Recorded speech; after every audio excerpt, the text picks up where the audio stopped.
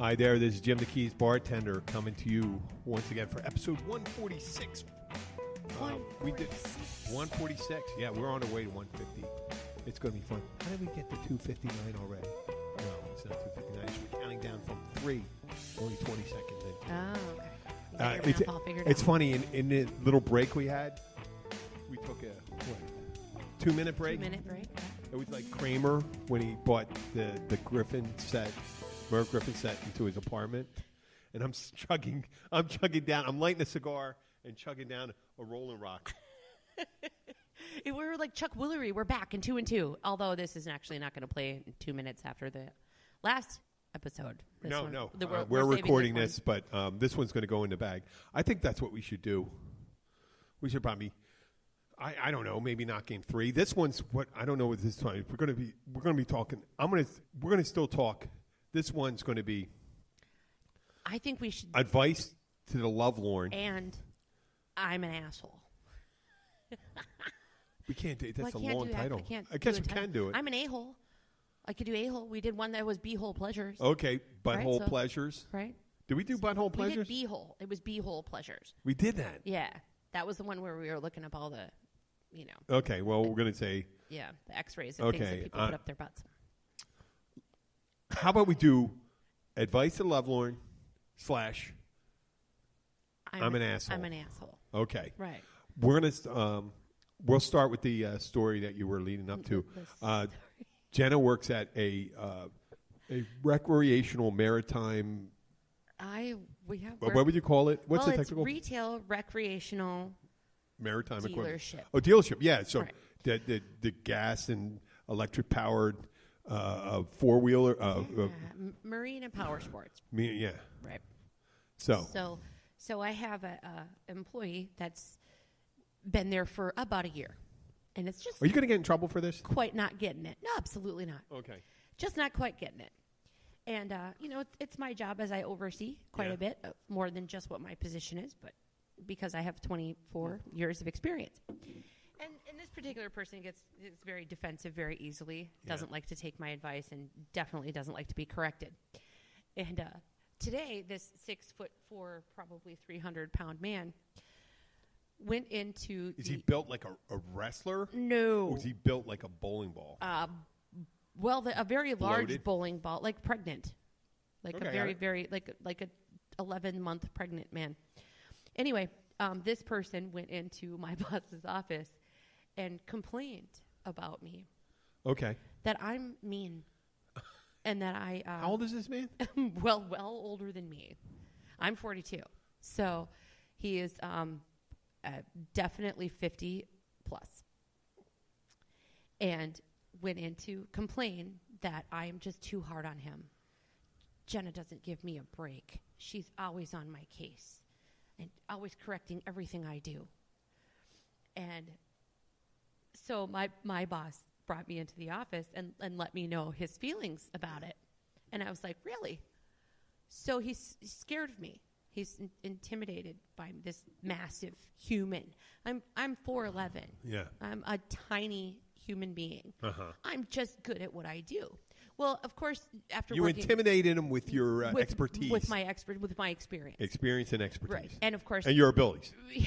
So, of course, my boss and I kind of giggled about it behind closed doors, and we discussed about how he's definitely a male chauvinist pig that absolutely is defensive at the fact that a female knows more than him and has been instructed by upper management to correct him and train him, and even though he doesn't like to listen to it. So I giggled about it. We kind of giggled about it, and I was like, oh, that's really great, because, I'm an asshole. He basically said, she's mean to me. Oh, and you're I'm being emotional, an asshole? And I'm an asshole, which is my job. Yeah. But so thank you. I'm glad I'm an asshole. But I ran some errands on my lunch break today, and I got very, very late lunch. So I ran to the bank, took care of some errands for my sons, and then I stopped at Walgreens and just to get mouthwash and basics and things like that. And I decided that I was going to buy him a I don't know, what do you call it? It's a canister of Johnson's baby powder. For his ass? Well, right. I mean, if you need me to change your diaper when I get back, you whiny little freaking baby, then at least I've got some backup. So, of course, I get back. And I should have bought him a fucking Binky. I should have bought him a Binky. And, I really regretted not getting him one of those nooks, like the pacifiers that hangs from the strap that you can like pin with the baby, of course, safety pin that locks to your shirt. Because whenever he walks around all day long, anytime that he feels that I am being too hard on him, he can just put that in his mouth and suck it and walk around. Because for someone to be intimidated by tiny little me and go and whine about it to the other massive human, which is my boss, I took it as a compliment because thank you for being intimidated by my 6'4" personality. I understand and I'm not trying to, I have no points to gain from any women anymore because I'm pretty much done. Right. At 55. I don't understand these guys that are still fucking running around at 55 and stuff like that. I did my share of stuff. So when I get a boss, they're either an asshole or not an asshole. There's good ones and there are bad ones and stuff like that. And I'll tell you, men and women are equally good and bad leaders. And that's what I came to see. The good ones and stuff like that, I can talk about. There was at Gilbert's, the general manager was awesome. At the Encore, Michelle, she's actually Fish House, was incredible. Do you know that she lives right across the street, right? Yeah, I think. Right there. Yeah. I think she was incredible. Mm-hmm. She does the thing. She had the perfect balance of being a friend and not being, you know what I mean? Right. And being a boss. Same thing as the other guy, Damien. He was good that way too. And then I had some women that weren't so hot. And there was tons of guys that way too, because for the years ago when I worked, there were less women in charge. Right. So, I mean, that's an ego trip to get. Why would you care if you really don't like anybody telling you what to do? Get yourself some expertise. Work real hard. You become the fucking boss. Learn from me. But you become the boss. You work real hard. Lead by example. You become the boss. You don't do. But the thing is, when you bitch about other people if you're always finding fault with your superiors and then your inferiors, chances are you don't have the shit to make it work. Right. This guy has got the biggest ego trip I've ever seen, actually. But this is great. You want to hear this one? Mm-hmm. On his third day of working at Riva, okay, he sat in my office. Yeah. Came in. I didn't know who he was. Yeah. I had never even been introduced because, of course, I'm a little bit farther up the food chain. Didn't know who he was. And he didn't even introduce himself. No, I didn't know. He just came in and sat down at my desk in my office and looked at me and said, "Hey, I just wanted to let you know that I know how to do your job. And a fresh eye never hurts. So if you ever need any advice, I'll be right here to help you." Really? Yeah. And I said, "Wow, well, that was bold." I said, "So you haven't met me yet?" And I introduced myself. And I always thought that when you're in a new place, you want to impress people with how much of a team player you are. Right, well, but that was team player. But meaning, it was very I'll do whatever rude you and condescending the way he came. I know, off, but right? if you're going to lead, and these life skills go to the advice for the Lovelorn. Yes, they do. It's the way you talk to people and how you handle people. There's a mentality out there that some people are so.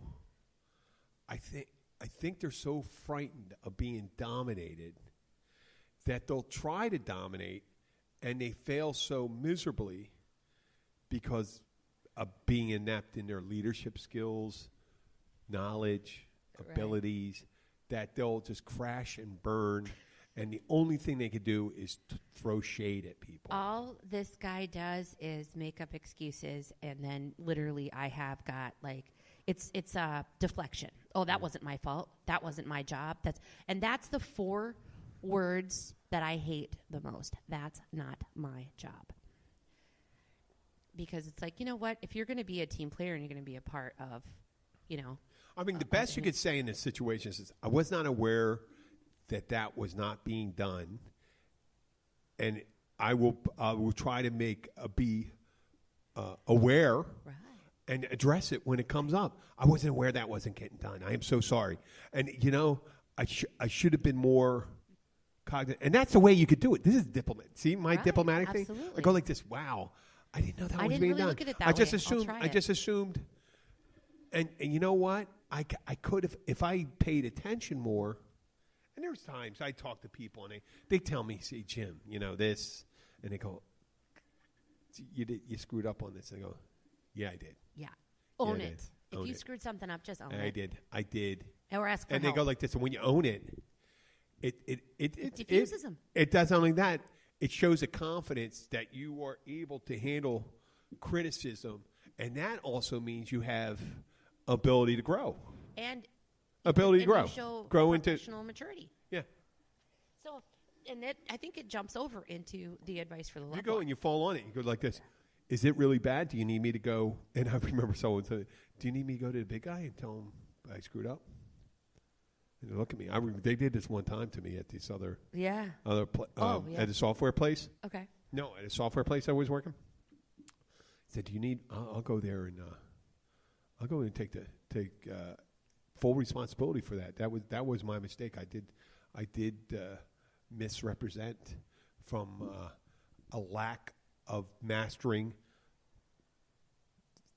the product, and I will go between. I can do both. I said, I'm sorry, I can't do it. I'll go and talk to the client and do it.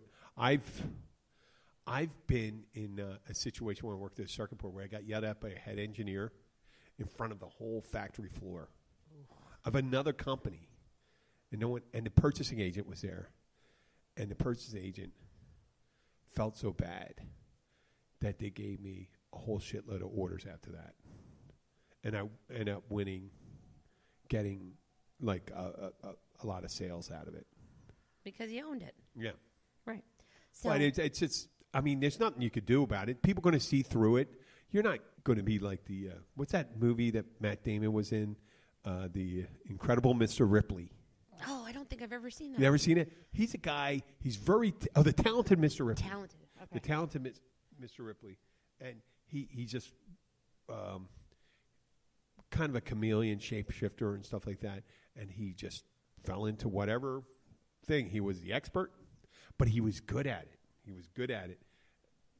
And he wouldn't do what the big fucking Oompa Loompa guy you're talking about. Well, he wouldn't do shit like that. He would just go and conquer the situation. This guy, though, has had a history of supposedly and brags about all these different jobs in completely non-related fields that he's done in his whole life. He just tries to brag, it's like, do you have a self-confidence problem? You want everybody to just look up to you or something? But here's the problem is that I see through it. Yeah. And I've been doing this for so long, and every position at the company, including his, that, of course, they have me training his staff because he can't do it. And he only gets defensive and weird when I catch him doing something wrong. And when I try to show him how to do it, it's ego. I don't have time for that. Pushes me aside about it. I'm like, okay, well, I'm showing a loss every single month. Whenever it's not good. There's and once again, when we're done, I think we're ready maybe to pivot on this. This is one where you talk for advice for the Lovelorn. Right, because whenever you have the opportunity, it's go guys and girls and guys. If you have someone ask you to try something new, and I'm not talking about, do you want to try anal sex? I'm saying if you want to try a PowerPoint presentation, do this or whatever the next thing is. Do the teleconference PowerPoint presentation, whatever the new. I mean, I'm maybe showing my age that they don't do this anymore. They got GoToMeeting and all this shit now. But you volunteer to do it first, and you fail doing it first. People look at you and go, "Oh, I did." Whenever a trainer would come in and show you something, and he said, "Is there any volunteers?" I would come up and do it right away because I want to fail early. There's a reason, but it shows bravery. Right. And I go and do it. And I would not do it with I would not do it with a false sense of panache. Like I know what I was doing, but I would do it with a comfort, and I would sublimate my fear, go and do it, try my best, follow the key points. I try to pick several key points that they were trying to drive at and hit them and do it. And it's sometimes the simplest thing. We had a sommelier come into that restaurant I was working down in Amarada for a year, and they were showing us wine presentation. I never did. I know how to hold the bottle out. I know how to open it and stuff like that. But I didn't know that where you cut the foil around and that you're supposed to when you're putting in the wine key that you're keeping the label pointed at them. Oh, well, that makes tilted. sense. And then you uncork it, not all the way out, just enough to get that cork back it up some, and then you take the wine key out and you get enough out, and then you pull it out. And then when you're pouring it, you pour with the label facing each person. And it's a lot less than you think. Wine. It's probably a third of what you normally would pour in a glass for someone. And I did it, and I didn't fail miserably. I did like okay. I would be in the end of the day at the nice restaurant, I would have been at that point. They said, "Oh, he's the worst at it." But eventually, I'm not. I'm okay. I'm good at it now. I'm not the greatest. I'm good at it. Right. But this young girl, beautiful girl, Kelly, beautiful, gorgeous girl, young girl. I felt I liked her. I appreciated her as almost like a daughter. I mean, I know it's weird to come. I mean, my friends are going to say, "What's wrong with you?" I say, "No, this girl was really pretty, 23, 24." And she got so nervous she started crying. Oh. And I went and said, "Hey, don't worry, hon." I'm talking to her and stuff like that. I earned so much credit for that. If I was like 20 years younger, 25 years younger. 25 years younger. Okay, but that so would have been a different game. But and that's a perfect example of advice to the Lovelorn, because if you go through, you have all these life experiences, and you can take it from every avenue, right? You can say, okay, so what did I learn from that? Or let's say you had a great relationship that lasted 2 years and you thought it was great. Yeah. And then all of a sudden they just hit you with, I'm done. Well, what did you do wrong? Go back. What I hear people go, I can't meet anybody. I say, you know what? First of all, okay, is there one thing that's holding you back from meeting people? Obviously, there's big red flags for certain people. Right. Not having a house or a home you live in. Living on the street.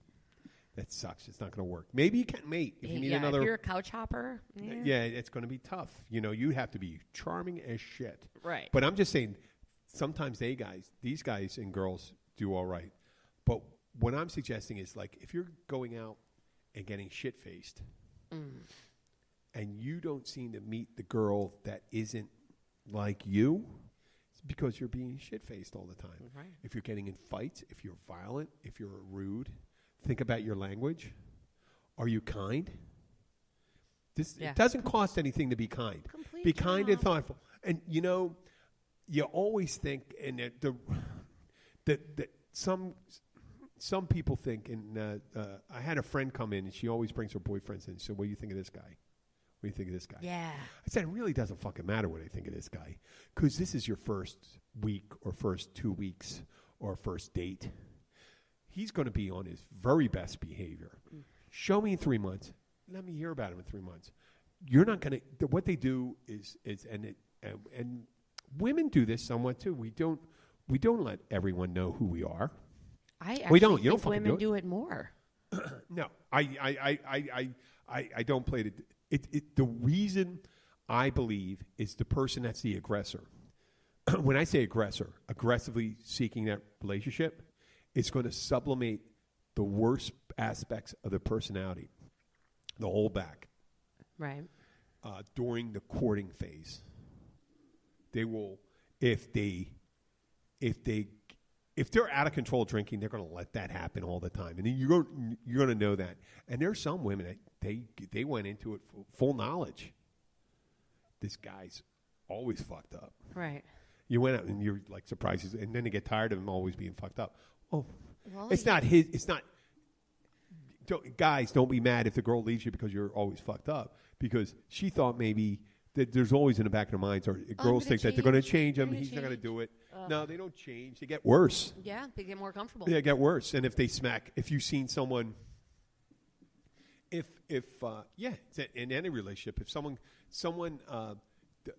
you started screwing around with your friend's boyfriend, and you knew your friend said he hit me, he's going to hit you. Yeah, absolutely. He's going to hit you. He's going to do everything he did to her, and eventually if the younger they are, the more likely they are going to cheat on you and stuff like that. Right. Go into everything with and eyes the more wide violent open. they are, if they're violent to other people, chances are one day they'll be violent to you. And the more violent they get, obviously.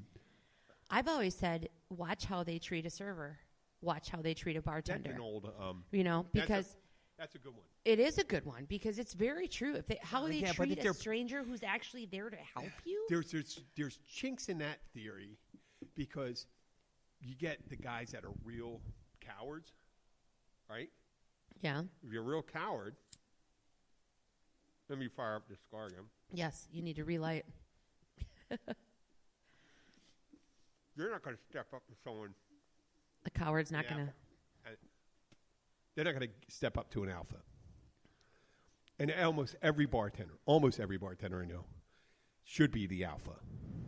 Correct. If you're not, it's like being in a prison and you're the girl in the men's prison. Right. If you're going to survive, you can't, and you got to be the alpha, but you got to be the kind alpha. Right. You got to be nice. I mean, if you're the asshole bartender and stuff, you're like, yeah. If you're in a biker bar, yes. But like you said, though, it costs nothing to be nice. And that's the thing. No, it doesn't. And then people see he's kind, and you always think you got this thing in your head that the girls only go after guys that are assholes because they have poor judgment. But you becoming an asshole to fulfill that requirement in this woman's life will not work well because eventually she leaves that asshole. That's the reason why she'd be with you. And then you'd be chasing that whole cycle. Well, of course, what they say, nice guys always finish last. But that is a really good point because no, they don't. My oldest son he's a little bit of an ass, like me with testosterone. Yeah. But the girls just flock to this kid. And I think it's almost like they look at it as a challenge. Like it's a playing hard to get. Like they know he can have this. I mean, it's ridiculous. This kid could be a model is how handsome he is. I met him. He's a good-looking kid. Yeah, very good-looking kid. Tall, dark, handsome. He goes to the gym. He picks things up. He puts things down 6 days a week. I mean, I talked to him. He's very polite. Very polite. Very sweet young man. But when he's like, doing his thing, and of course, around me, he's always going to be polite. That's, I'm mom. But the girls that he usually would end up with. I'm going to use that word again, panache. Panache. Panache. Being bold and having a little panache. But he's like, he's ungettable to them. So they keep pursuing because they know that he has a choice of a variety of different choices in girls. And they just keep going after him. When I was younger, I did tender the personality trait of being polite, charming, but I also was kind of a slut. Yeah. And Ryan's a slut. He's kind of a slut. He's been behaving himself lately. He's got one girl that's really I wasn't nice. pushy, bold, but I mean, I would stand my ground and do anything like it. And that's the way to be. I mean, eventually, every guy I saw that was in the toughest guys in my neighborhood eventually got their asses kicked. Yeah. Because they pissed off a bunch of people or someone and to get. But see, my husband is super polite and he's really nice. But again, I'm older than he is. So I think a lot of your courting and your challenges and the things that people, I can't find anybody, you got to get to the point where you don't really give a shit. Yeah. I think what happens is you have these. I would really like to see a really in-depth study done by a university, but I think those big online dating apps now. Oh my God. No, they're so valuable that no university could get inside, and they won't let them study the data and the final, to see what it's like. Because you say, well, how is it possible that if you're given a reflective time to answer questions, and you can read those questions, and supposedly on a test, there's a test called the psychotic test. Are you talking about the personality test? With Yeah. Yeah. Well, And they make it 200. thinkers. They make 200 questions, and they'll put similar questions phrased differently to catch someone going differently. It's supposed to catch them. Right. I from think it's 250 answering points on purpose, what they think they're supposed to there's answer. no way they do it. Right. And these online dating apps are self-fulfilling for the kind of person they want to meet. So, if the hot girl's looking for someone who's, there was a comedian that says they want someone who is a take charge guy, but who also can be tender. They want someone who can be spontaneous, but has a plan. Right. They want them to be all things, and the same thing for girls. A guy wants a girl to be modest, but kind of slutty to them. Right. Right? They want them to be smart, but not more so than them. Exactly. So you have these. Now you have the modified ones. You have the JD. First came out was what was that? Mate. What was the first one? The first big dating app. Isn't that Match? Match.com. Okay. And then you had Christian Mingle, JDate. And then you have the Elite. Before Elite. the online ones, they had the voice recording ones. Remember, my brother. I want to say that one of my brothers met his wife on that when you went to and you did like a little video recording, and then these girls could like watch the videos. That's a movie I talked about earlier, Magnolia. Is that what that is? John C. Reilly. Did you ever see the movie Magnolia? No. John C. Reilly is.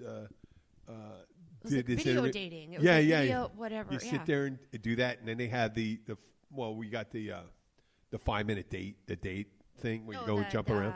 Speed dating. Oh yeah, that's a good way to.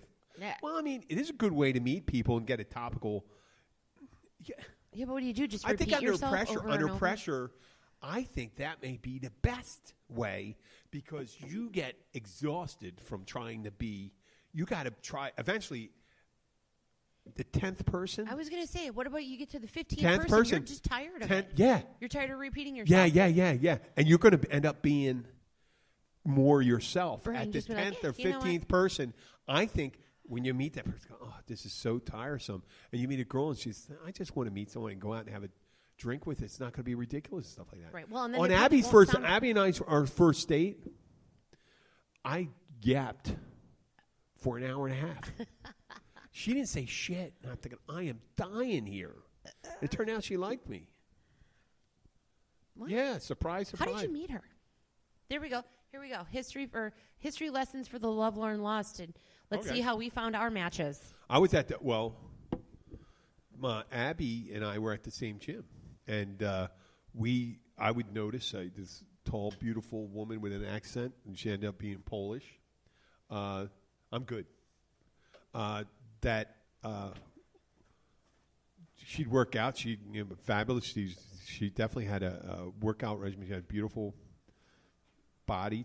She was a couple inches shorter than me. She's 6'2". I'm 6'4". Yeah, I was gonna say she is. Yeah, everyone says it's funny. They go and say, "Oh, she's taller than you," and I said, "No, she's not. You can just put us right next to each other. We're at a pool. We're all barefoot." I said, "Look at my feet. See, I'm not standing." Sidebar, does it irritate you if she wears heels? She doesn't wear heels because she's 6'2". Mm-hmm. My beer is frozen. I have to be right back. Keep talking. She has. So I saw her at the gym and we were talking. We start chatting a little, and then we start stretching. I'd go over and stretch when she was stretching at this. It's called a pre-core stretch machine, and I would just. Start chatting with her, And I was saying, you seem to work out so much. You really care about. And I don't know how this came up, but she said something like, she went right to the point. She said, but you don't want to see me naked. And I said, speak for yourself. Oh, it's because she's had a child. No. Is that why she said that? No, she said, well, I thought I was being charming. I said, you don't want to see me naked. I said, speak for yourself. I would love to see you naked, That was it. I didn't say that. I said, speak for yourself. Right. But that implied was. And you thought you were being charming by saying that? Charming, and it kind of worked. I said, no, you're not. I'm sure I would be, and it was my impressions were correct, and we ended up eventually going out. You know the story behind it because when I was working at this restaurant when I came down here, it was a couple years. 2 years after I came down here, there was this beautiful, tall Polish woman. I thought this was her that worked at the T-shirt factory. It's called the T-shirt factory, but it's a high-end tourist place where they sell shoes. They had a very high-end shoe store actually there. Okay. Yeah, it's a sandal factory. Right, sandal factory. Sandal factory. Yep. Yeah, and they sell expensive. And I would drive my car out, and there was this woman out there, and I was looking at her, and she'd go, oh, my God, she's a knockout. And I was talking to our sushi guy, Joe, and I always thought he was full of shit. He was a nice guy. Joey, God, what's Joey's last name? Joey Flowers. Sounds like a mob guy. Right. But he goes, oh, yeah, you saw her? Yeah, I almost ran her over with my car. Jeez. And he says, yeah, and there's twins. And I go, really? Oh, I'm full of shit. No way. So I go to, when I started talking to her at the gym, we ended up going out. I thought it was that woman. Oh. And then I said to her one day, I said, oh, do you still work over there? And she goes, what do you mean still? I said, well, how long have you been down there? She goes, no, I haven't worked there since 2005. And I said, I got down in 2007. She goes, oh, that's my sister. And it wasn't a twin, but they look close enough. And she's 5'10", and she always wears heels. She wears 3-inch heels. So she looks around 6'1". Abby wears flats. So and they had similar hair at that time. And I love her sister. She's a sweetheart and stuff like that. But Abby is my thing. And if I had been more bold and gone up to that one, I wouldn't be with this one right now. Right, yeah. Yeah, and what I did is I just talked. I took my time. Desperation works sometimes. Desperation, if you go up and say, you see it in the movies and say, I desperately want to talk to you. You're the kind of woman I want to be with. No, you look like the one. You got to talk to him a little. Right. Talk to him a little while. In college, I remember one time I had a couple shots, but I thought the girl was a little too emotional when this happened. There was another girl called Lori on my floor, not Lori Maislin, Lori Newhouse, I think her name was. And she was dating some guy on our floor.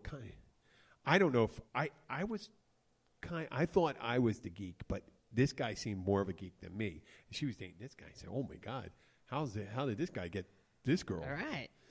And we had a history class together, and she used to talk about how great my coffee smelled in the morning and stuff like. Because I always come back from my naval science classes from an ROTC class over at Penn, and I'd be rushing back, and I'd grab a coffee before I came into class. And one day I went by, and I knew she'd be in the class. She used to save a seat for me, and I came in and I got a cup of coffee for her, and I said, I got one with cream and sugar, I got one black. I can drink either. And she goes, you got that for me? And she started crying. It turned out she just kind of broke up with that guy. Oh. And I just gave her a cup of coffee. You were just being nice. I was just being nice. And she just overinflated. Luckily, I realized at that point, I was just beginning to realize that I was all right. I had value and women would like me.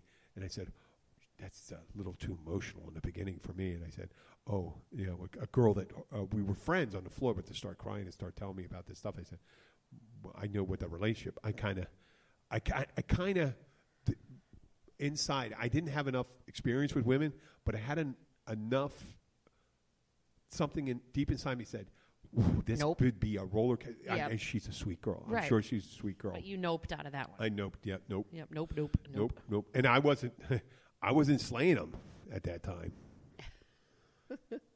But it's a lot. I think it sucks for the guys that are really good in the beginning. The guys that are and the women too.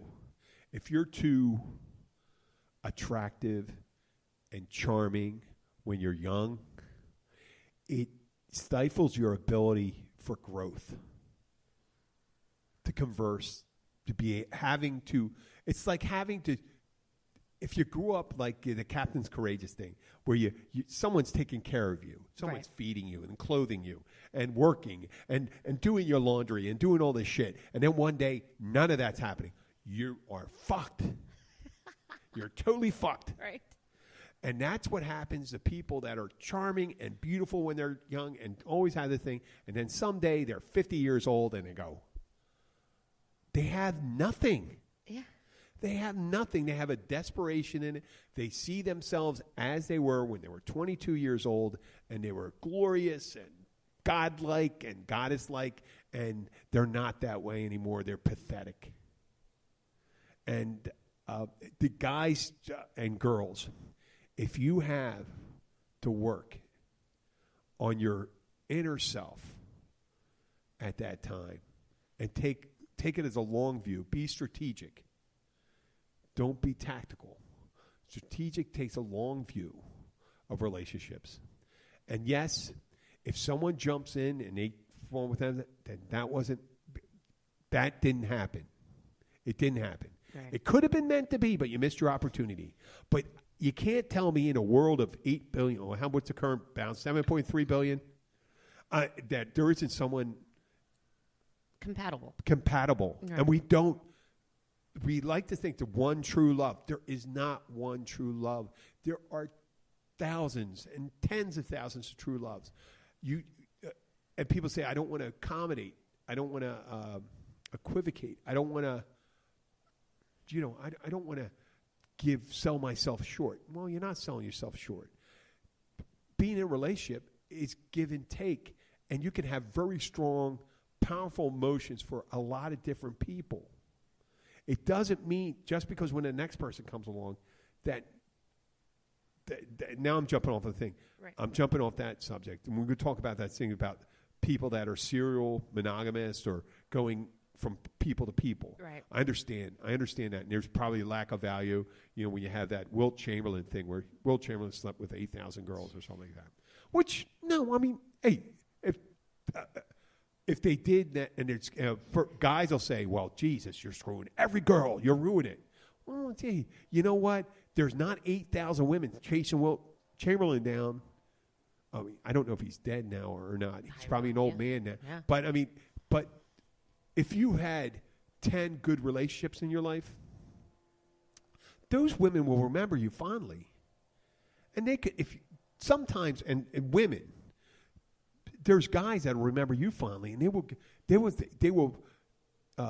Your best recommendations are from past relationships. Your best recommendations, right? If you ended it correctly and you didn't do nothing horrible happen, they said he was a good guy. And so there's some people that really screwed over other people, and they'll say, "Well, I screwed up. I shouldn't have done that to them." Yeah. And I'd have to say that your judgment, and the way you talk about people in the past has a lot to reveal to the person you're going to meet. You say, listen, that was an unfortunate relationship. That person was a disappointment. But if you've been in disappointing relationships time and time again, that means your judgment sucks. Right. And it will suck again because you could leave a person that's really good for you and end up with a person that's not so good. Not so good, and you're dumping that person, the love of your life. So take your time. Don't look on the surface for it. Valentine's Day, I think we're gonna put this out probably I'll put this out on Wednesday. Wednesday? Early. Yeah, and do this. So. Well, we're doing a Tuesday podcast. So don't feel bad that it's Valentine's Day, and you don't have anybody. No. I met a girl on Valentine's Day. I went out with her for a couple months. Met her Valentine's Day night. I didn't have a girlfriend at the time.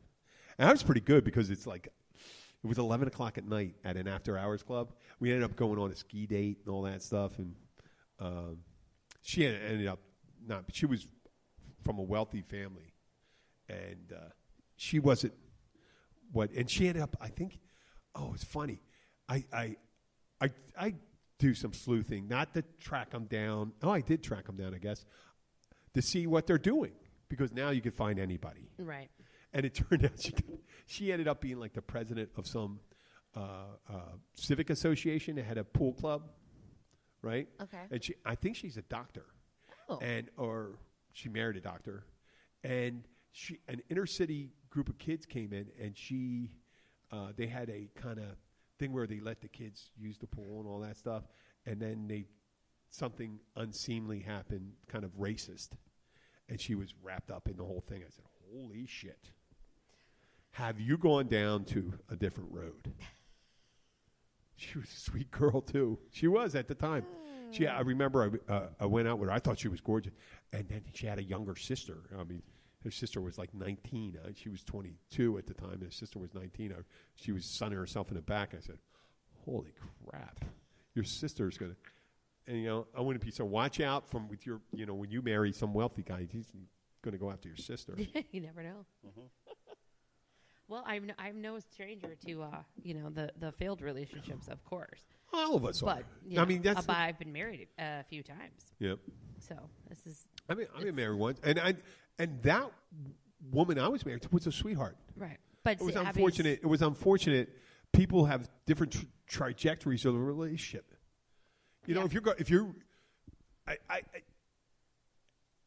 It's as if we're at 5 years old. Your friends if you've moved around a lot and you had a friend when you were 5 years old and you met him when you were, and you didn't have any contact after that, you met him when you're 30, they're going to be so different. Your lifelong friends, if you're tight with them, you have shared experience, shared relationships. When I say shared relationship, you're relating stories, shared things that happened. But you separate what happens in a romantic relationship. You think of a bar, a line graph, and they could diverge. And if you're not in the same place and stuff, that's what's going to happen. They can start out sweet. A couple things happen. They interpret the situation. Jobs don't work out right. They don't like the family. They don't like the thing that's going on. They don't like their relationship. People get bitter. They don't grow the right way. They don't appreciate what they have. I see it at the bar all the time. And there was a song. What was that by White Snake or something? One of those bands that you don't know what you got until it's gone. Oh, yeah. I just remember. You don't know. Truer words, I wasn't a big fan of the band, but that is poetic. You don't know what you got until it's gone. Right. That's not necessarily true. You may know what you got, and that's where people end up being married 60 years ago. Well, I knew what I got when I got her. She's a peach. Right. I mean, you never know. The guy could have done something with when he was in Korea, and stuff like that, when he was in the service. But I don't know if that's a downer or anything like that. You could have got a hand job from a tranny in Thailand. You never know. I mean, you never know what happened. Everyone looks like you have a perfect relationship. You don't know what it's like. So Valentine's Day rolls around. Don't worry about being alone. It wasn't meant at this time. It's not. It doesn't mean it's not going to happen the day after.